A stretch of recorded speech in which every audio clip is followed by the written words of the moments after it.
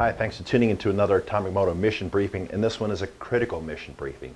What kinds of boots should I buy? And this is a question that we hear very frequently.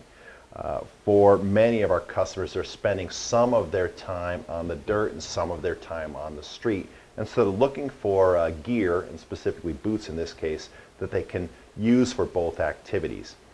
And there's a couple of things that we'd like to point out and then discuss here in hopes to help you choose properly. So let's dive into those details. Okay, the first thing is adventure touring boots, generally speaking, are lighter, softer, and more comfortable, more easy to walk in, whereas motocross boots are heavier, stiffer, and much more protective. And so you have to strike a balance between these two sort of ends of the spectrum. Now, what we find is when most people come to us that the need for user-friendliness, for comfort, for good pedal feel, etc., is very front of mind. Understandable. And I think that that is an important part of the criteria, an important part of the decision-making process. But what we'd like to do here is to also bring to front of mind the need for protection. This is something that can be very intangible. You know, the need for comfort is very tangible, but the need for protection is often very intangible until suddenly it becomes extremely tangible, as I found out last fall. There's a couple of phrases that we like to use. First of all, that may shed some light on this. One of them is, when your wheels are on dirt, you're riding a dirt bike. Doesn't matter whether you're on a Harley or a CRF 450, you're riding a dirt bike. Doesn't matter.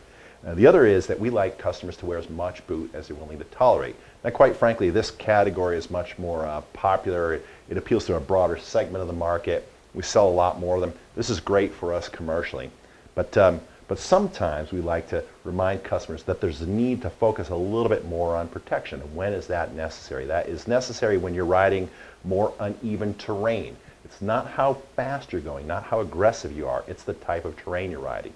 If you're riding on rocks, if you're riding in really rutted terrain, you're riding where stationary objects like logs and stumps are close in, you need a little bit more protection. If you're riding on graded gravel roads or spending more time on the road, you can kind of relax out a little bit.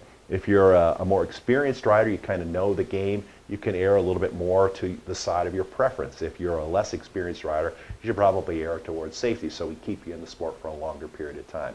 But really, that's the focus of this quick mission briefing. It is to emphasize that the need for protection often goes to the back burner, to back of mind, and we'd like to bring that up to front of mind so you make a good informed decision when you're choosing. Thanks for tuning in. Hope to see you out on the motorcycle.